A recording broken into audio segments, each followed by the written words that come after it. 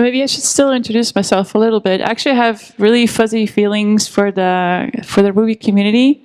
I think it was like 2014 when I came to one of the Railsbridge workshops, and it was my first decision to actually, like, I'd been kind of dabbling in code since I was 12. It was the first time I actually decided to go for it, and like, okay, let's see what happens. So yeah, that was my first, yeah. I thought it was a really, really cool community. So, and then fast forward, now I'm actually, I started at some point a nonprofit called Les Pitonneux, which is for people who are self-directed learners, pretty much self-starters kind of people, using online resources, and we're helping each other out. So there's a lot of peer mentoring that's happening. And we also have a 12-week program. It's sort of like an unboot camp, which is a lot more, it's really for self-starters who want to become professional. And yeah, maybe that's all I can say. Let's get started. Yeah, so have you heard about this expression, patience grasshopper? Have you heard, do you remember where it came from? Like, was it Yoda, or was it like, it's really not clear. So it's not Mr. Miyagi, although there are T-shirts of him saying patience grasshopper. It's not Mr. Miyagi. It's not Yoda either. But he said something like, patience you must have, my young Padawan. I guess I could have called my talk that as well. No, it's a TV series from the 70s, Kung Fu, and it was basically this old man, blind man, who was teaching this new Shaolin monk, and he kept calling him Grasshopper. And yeah, and I'm actually not old enough to actually remember that from the 70s, but when we got cable at home, there were so many channels that they had so many reruns just to fill up the time, and this was one of the things I was always playing. So I do remember that from back then. But then the thing is, that's what we usually think about: mentor versus mentee. This old person versus this young person, and there being this dynamic between them. But it's actually a lot more informal than that. Like in real life, you find mentors everywhere, and you will be switching back from being a mentor to being a mentee continuously. So I wanted to talk a little bit more about that, and also talk about peer-to-peer mentoring. Now, interesting with peer mentoring is that you actually you're matching up with somebody who is your peer and has just a little bit more experience than you do. So they just went through a particular experience that you are just about to embark on, which means that basically when you're just learning how to code, you're just learning a particular concept. For you, it's a lot easier to explain to somebody who's just learning it. And then you're actually solidifying your learning, while at the same time, that person gets a lot more help than from somebody who's got 20 years experience. So why would you look for a mentor? I just wanted to get like a bit of a grasp from the audience, what you think. Anybody want to say something? To learn from someone with experience.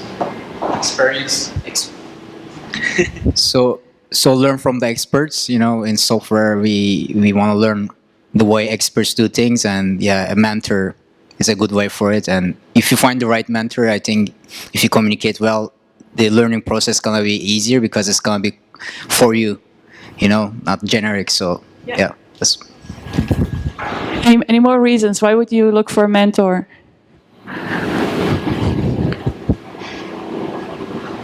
Come on. Yeah. It's easier to get back on your feet if you make a mistake. It's easier to get back on your feet when you make a mistake. Okay. Any more? I can speak for you on the mic, it's okay. Come on. Oh man, you guys are so hard. Tough audience, man. All right, well, I'll list you a few things that I thought. It's not complete, okay? But you have remote access to somebody else's experience. So basically, you don't have to necessarily go through the whole experience and make all these errors. It's like somebody's done it for you. right? So really you can learn from somebody else's experience. At the same time, you have better exposure to other experiences that you would not normally have had. So this person can get you in a particular context, a certain situation that you would not have been challenged to do otherwise, okay? You're building strong connections. So you're building connection with somebody who is known in the industry, for example. So if you're like a career switcher, it's important to build connections, and it's good to do that with people who have a lot more experience in their domain. At the same time, you're building more weak connections, which is just as important as well. Like you might have a weak connection with somebody that you see maybe once every year, but that's a very important connection for you to have because that connects you with other people as well. When you think about mentorship, there's always a meaningful exchange. It's not like somebody holding up their hands and receiving information from the mentor. So it's a lot more like even the mentor has a certain motivation to work with the mentee. And it's kind of important to understand what that motivation is if you're a mentee. So you want to know, like, why is this person talking to me, and how can I actually help them realize their goals, right? So how do you go about finding a mentor? Right? How do you find somebody? The worst thing you can do is go up to somebody and say, or write them a cold email and say, will you be my mentor? Sorry, what do you want from me? The best way is actually to ask a very specific question. Just start with one question, rather than writing like a really long email with lots of questions that they don't even know how to tackle. So at Les Pitonneux, actually, when we started working on our Lab 12 program, we collaborated with an organization called Percolab. They're a co-op, and they do a lot of consulting.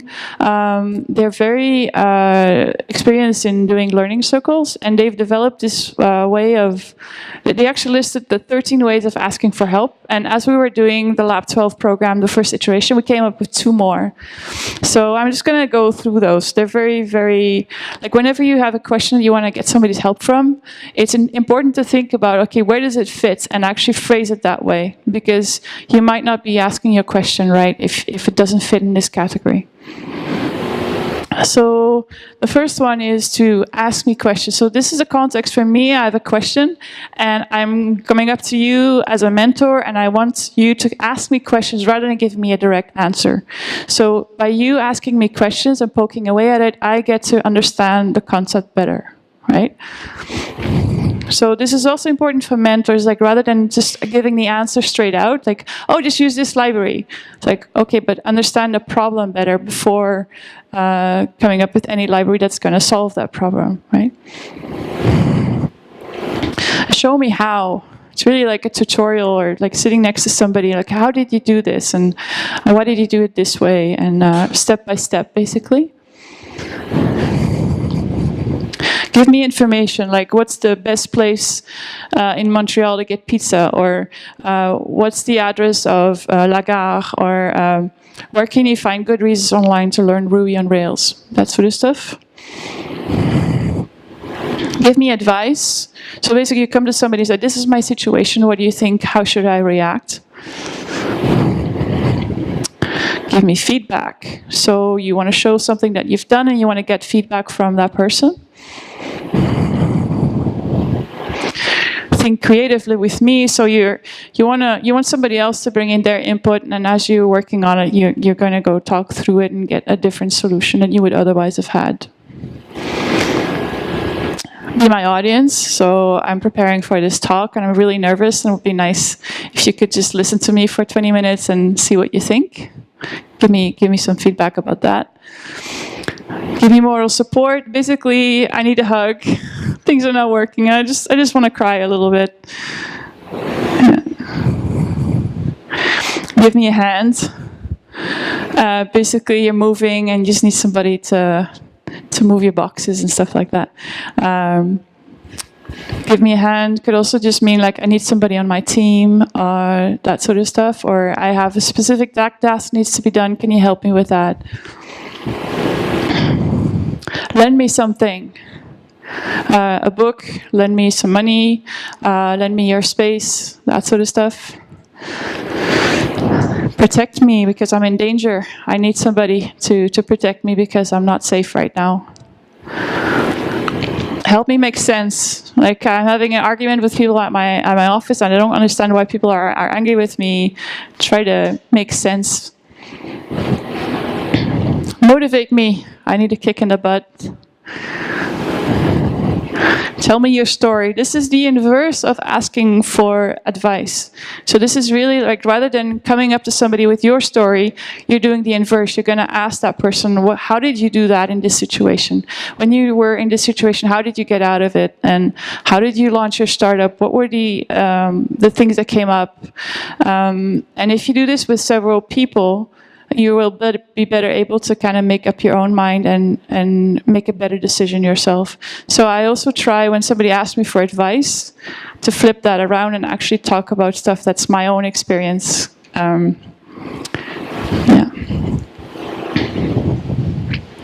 And then the last one that we came up with just recently, because a lot of people came up to me and asked me, oh, can you make me an introduction to this person or that person?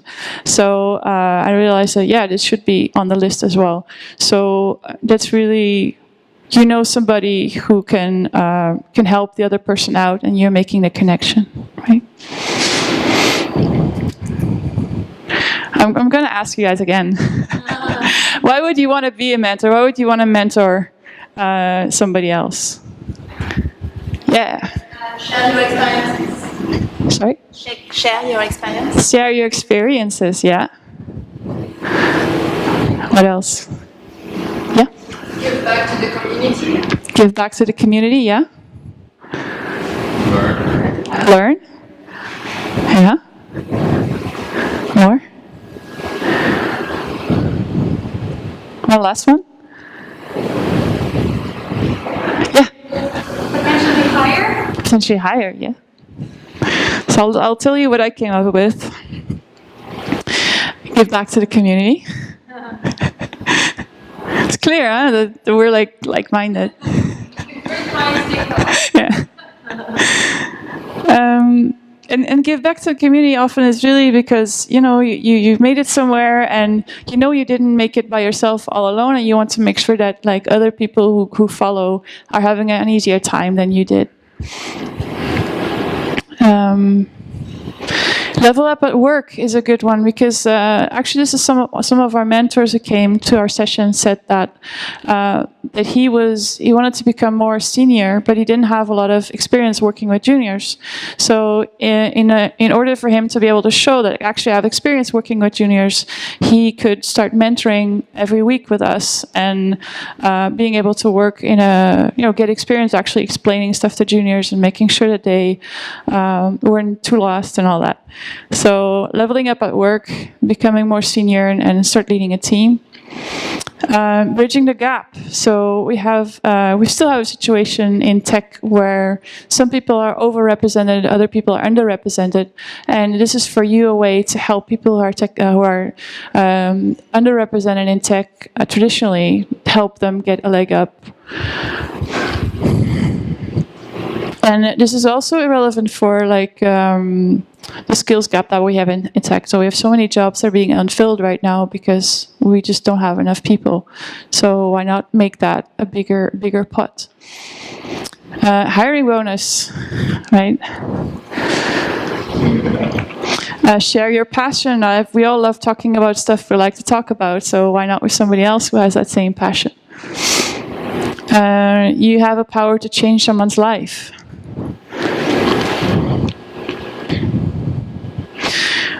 Also connection, you connect with other people. So, for example, it's often also in the case for people who are a bit older, and if you stay in close contact with people from younger generations, you get basically updated as well on your own end, like with new technologies and new ways of thinking. And I myself, I'm 45 years old, but I've continuously worked with people from like much younger, people who even just got out of school, high school even. How to mentor. Actually, this slide shouldn't be there. I was going to start talking a little bit more about different resources that you can use, different books. There are 3 researchers in particular that I'd like to bring forward. There's Carol Dweck. She talked about growth mindset. I think most of us have heard about her, but I can talk a little bit about what she did. This is the book that she wrote. It talks about growth mindset. I'm going to get into it a little bit later. Angela Duckworth, she talks a lot about grit and what that is and how you can get it if you don't have it. So this is a book that she wrote. It's a very, very interesting book. And Heidi Grant Halverson, she wrote about motivation and how you can basically kick yourself or somebody else on the butt, under the butt to, so this is the book that she wrote. So these are not just writers, these are actual researchers, and so they're feeding back into each other's research. Is very, very interesting. If you read one book and you're like, hey, they really amplify each other's research. Very interesting. So Heidi Grant Halverson, she talked about the 8 motivational profiles. And when you mentor somebody, it's very important to understand how somebody thinks and why they think this way. And there's a way of finding out whether we often say oh, this person's not motivated, but everybody is motivated, has some motivation. And it's your job as a mentor to kind of find out where that motivation is, right? So Heidi Grant Halverson, she found out that basically there are 3 ways or 3 things that inform somebody's motivation. So you have the mindset, they have their motivational focus, and you have whether or not they have high or low confidence. I'm going to talk about mindset first. So you have fixed mindset versus growth mindset. If somebody has a fixed mindset, they have a need for external validation. They need somebody to pat them on the back. They have a need to look smart. They don't like looking stupid. Or else they might as well give up. There's a lot of anxiety that happens. And so typically when somebody says, I'm not good with computers, they're actually employing a fixed mindset, right? Whereas a growth mindset, it's a focus on developing abilities over time. It's about becoming something. It's becoming and having grit when you have setbacks. And it's an increase in motivation when you receive setbacks. They thrive on challenges and they say, I want to become better at setting up and using my computer. So when you hear somebody says, I'm not good at I'm not good at using computers, you can say, well, you're not good yet. I'm going to help you learn it. Okay. So just a quote. I'm just going to read it because it's quite poignant. So students who saw a test as an opportunity to learn a problem-solving skill actually performed better when we made the test harder by frequently interrupting them. Those who were instead trying to be good, trying to show how smart they were rattled by the interruptions and performed significantly worse. So think about it. You're being interrupted constantly at work and you actually perform better because of it. This is kind of weird, no? Yeah, I'd love to have that kind of mindset. So yeah, that's the mindset. The interesting thing about mindset, it's really something that you can switch. It's pliable. It's something that you can work on. It's something that you can work on with your mentee. And really, it's how to do that is basically by rephrasing what you say or what they say. So again, like the computer, I'm not good at computers. You're not good at computers yet. You'll be able to learn it. Then the motivational focus. This is I'm going to really spend a lot of time on this because motivational focus is, you have 2 different types. And you're probably falling generally into the one. And if you're dealing with somebody who's in that other focus, motivational focus, you're going to have a hard time understanding why that person thinks that way. So I'm going to spend a few slides basically explaining the difference between the 2. And again, this is not like there's no hard line. You might in some cases be more like one and then the other. But it's good to understand how that bounces back and forth. So somebody with a promotion focus is generally somebody who is for maximizing gains, looking for opportunities, and this person is going for accomplishments. So there's somebody who is starting a lot of things. Whereas somebody with a prevention focus is somebody who wants to avoid danger, want to minimize losses. He thinks about his responsibilities, and this person is somebody anybody can count on. Right? So this is a very dependable kind of person. Somebody with a promotion focus is motivated by applause and success, whereas somebody with a prevention focus is motivated more by criticism.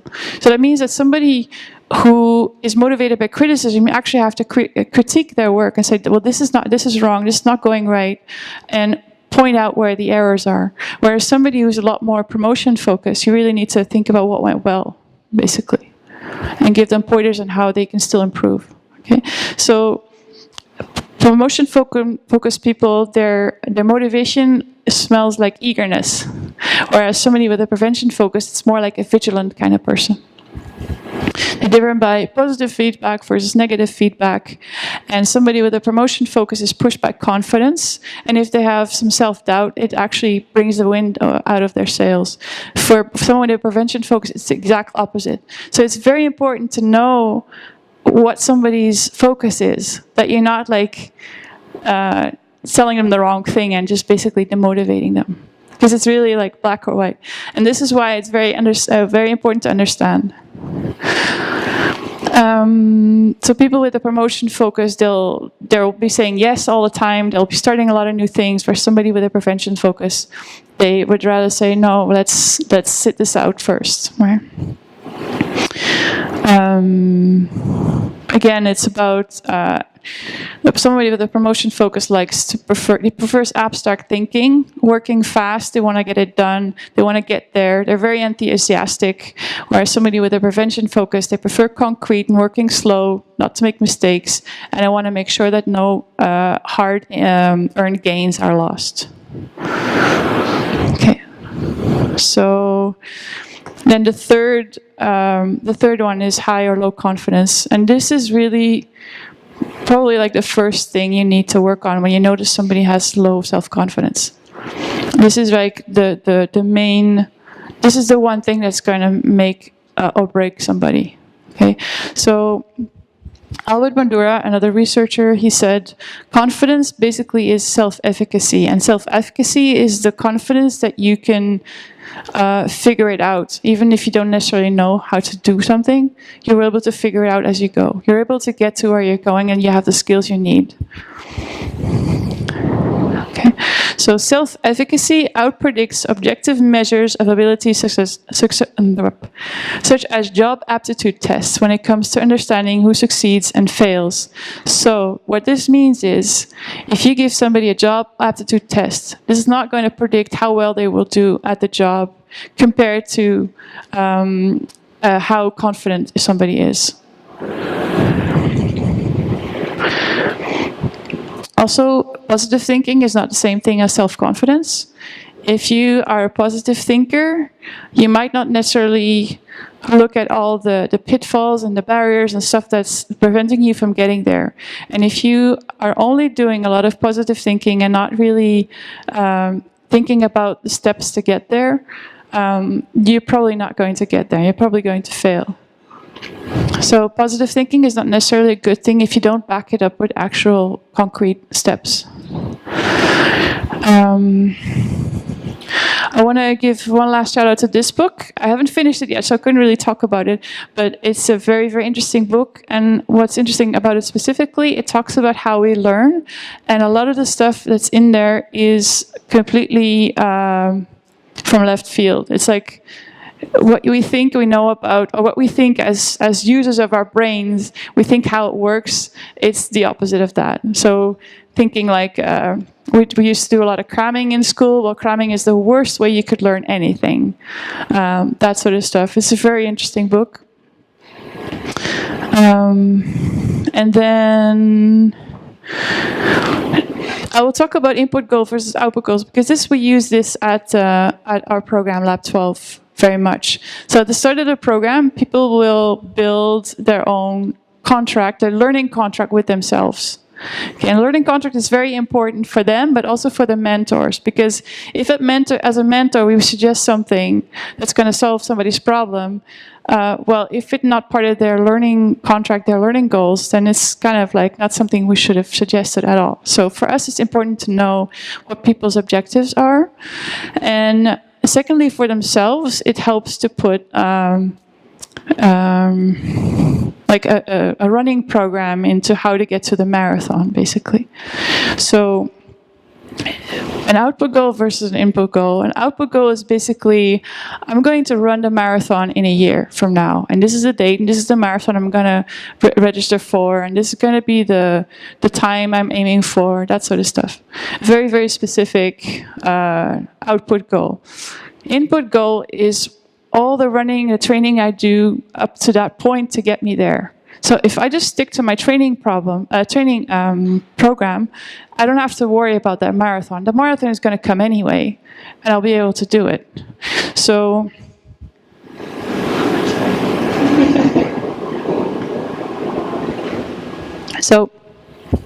when we ask people to think about their learning contract, it's really in the terms of input goals, because input goals are a lot more motivating than output goals. Again, if you think about like positive thinking, and if you have just positive thoughts about your output goal, actually your brain thinks that you've already accomplished it and you don't even need to work. Right? So this is why the input goals are very, very important. The problem also is if you just have your output goal and you're not a positive thinker and you're just looking at that and like, wait, it's way too far. I'll never be able to run a marathon.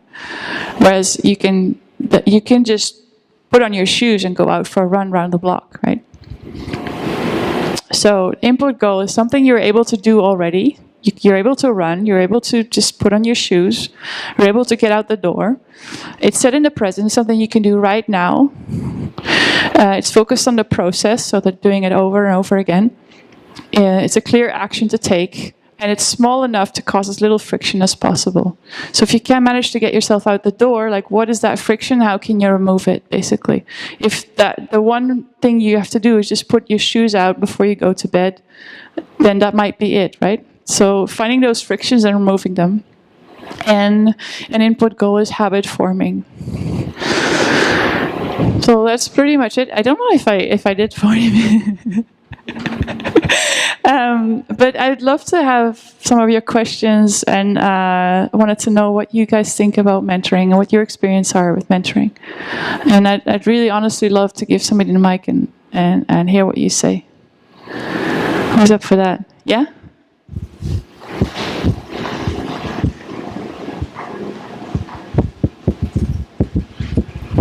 Thank you. Being a mentor for futurepreneur, for instance, I mentor entrepreneurs who want to start their company. The main problem I had as a mentor was that I was kind of paternalistic, and I wanted to give more than advice and say, okay, you have to do that. If you don't do it, you will fail. So that's the main problem with being a mentor, I guess. It's a lot of thinking about what you can give. The line between the coach and the mentor is shallow sometimes, and you have to be very careful not to be both at the same time. Otherwise, the mentee shall be very very confused and maybe do not react the good way. So basically, most of the time you cross a crisis. I mean, you have a big crisis to solve between the mentor and the mentee. Let's say after 6 months, where the mentee say, "Okay, you're not my father. Leave me alone." And so it's pretty hard sometimes. And also confrontational. I mean, you have to solve that kind of problem and crisis if you want to overcome and be successful as a mentor. Thank you very much. Anybody else would like to share? Anybody, any experience being mentored by somebody, or how they found, even peer-to-peer mentoring? I would love to hear some more, but you don't necessarily think about it automatically.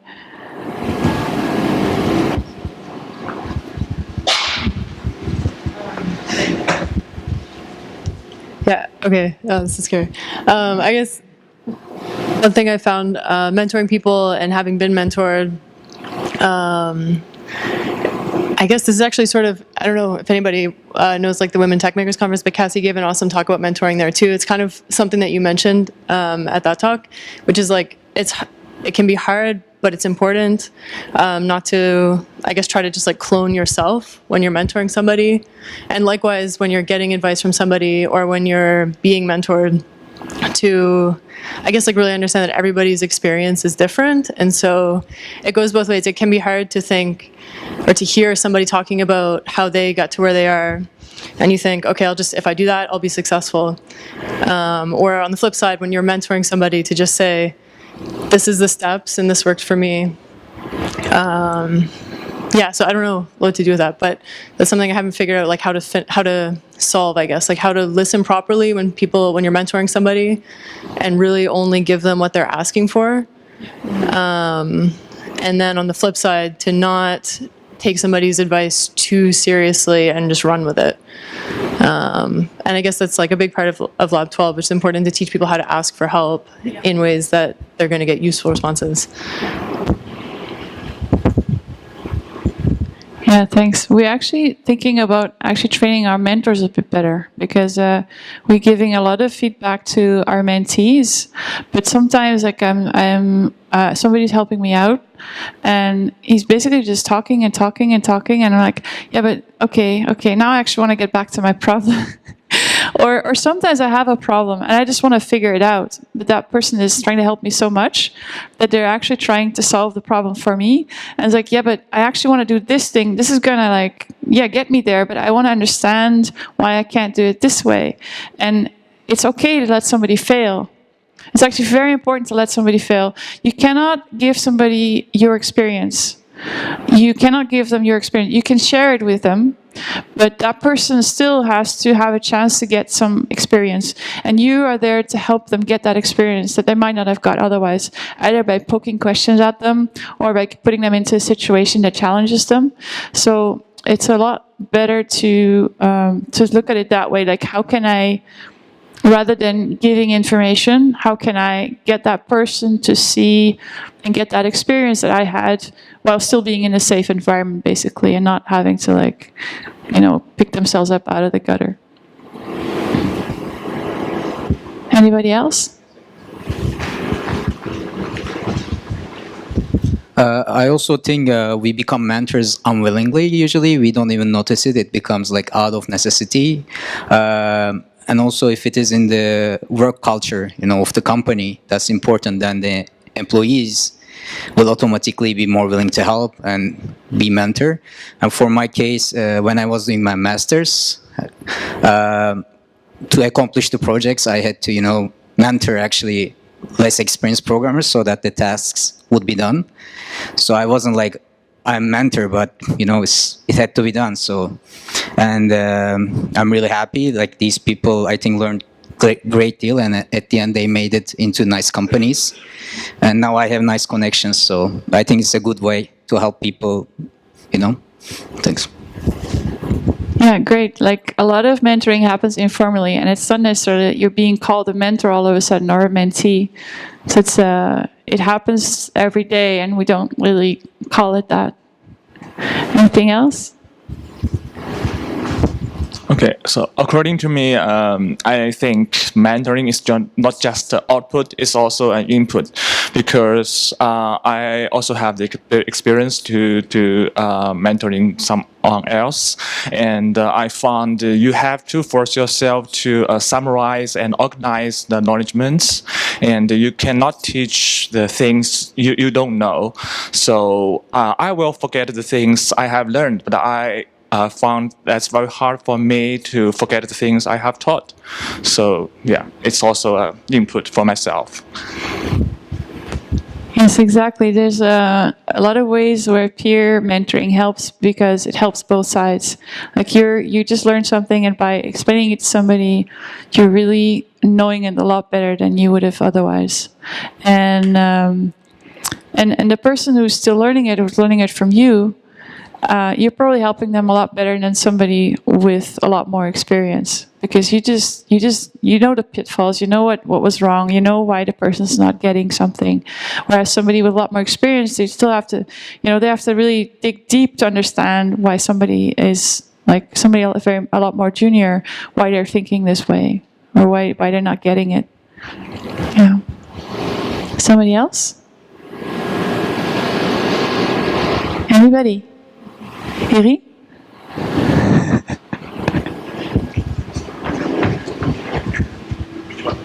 You first, and then him. Okay, good. Yeah, just a quick advice for mentees. Sometimes at the beginning of a relationship with your mentor, it's easy to feel like the relationship is unbalanced, like you're getting more than you're giving. It's very, very important that you never feel like that, because, like you mentioned it several times, first, if you're a mentor, it's not a free lunch. You're doing it for a reason. It's to learn something yourself. So even if you don't feel like you're giving an output or contributing a lot to the relationship, believe me, you are contributing. Sometimes you don't realize to what level, but this is what mentoring is all about. Like, and the discrepancy, the more you are being mentored, it's the gap is going to reduce and the relationship is going to change. It's very so never feel bad. Like never feel like I'm not giving anything. Like I'm getting everything for free. It's never like that. Never. I would say that mentoring can be different kinds of interactions. So, I mean, most of us here think about like the person meeting one-to-one and then asking, okay, well, what should I do? And then after that, okay, this is the list of things that you should do. But it can be in many different ways. Like, for example, like, if you have a blog and then if you publish different posts on a subject that you're passionate about, and you can start having comments, like people asking questions, that can also be a form of mentoring. And so in a way, I mean, depending on how you're comfortable with it, there are different ways to be a mentor and different ways to be a mentee. Like it can also be done through social media, through email, and so on. So it's not just through like the physical events and meeting someone. It can be in different ways, and that can be explored as well. That's what I can say. And of course, like since we have the internet, it can be in many different countries and many different cities. Like your mentor can be in New York City, and then you can be physically here. Of course, it's always better if you can find a mentor here, if you have a problem, and then you can talk to the person directly. So that's what I should say.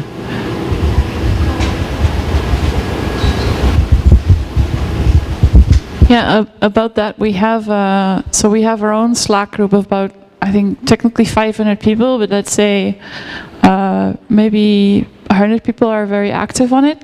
But we have one guy, he's actually in Lagos in Nigeria, and he joined us like about a year ago. Like he's from very early days, Pitonneux, and he's just been helping people out on Slack. He's like amazing. He went through this program called Andela, and they put a lot of people through that. About 1% of that makes it. So it's a coding boot camp basically, and then at the end of it, they get a job by working. They put them usually on remote teams with the States and stuff like that. So this guy he just found us. And I invited him to our Slack group, and I realized he wasn't even in Montreal. And but it's like any old way you can help somebody is a good way. I also wanted to touch on what you were saying. I find sometimes when people are not poking me enough. Like sometimes when people are like so shy about asking for my help, that they should just come up to me, because the person who comes up to me is the one who gets my help, or that's the person I'm going to be talking to. And there's one person in particular. He already went through 3 times through our cohort, and I just wish sometimes he would just like, hey, how are you doing? What's up? Can I sit here? Like, I just want to, you know.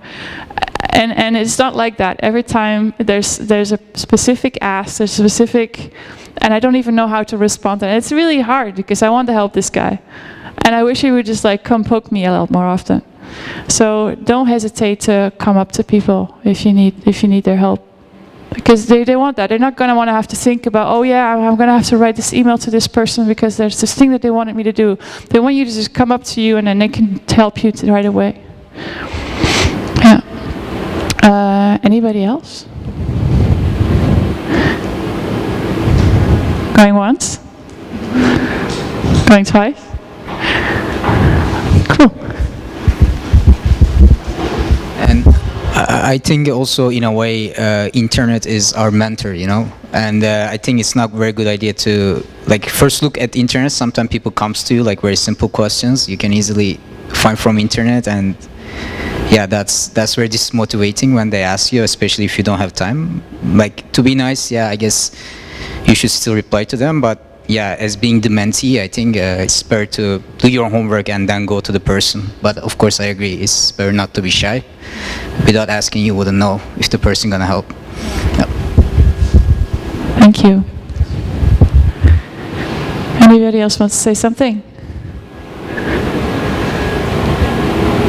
No? All right.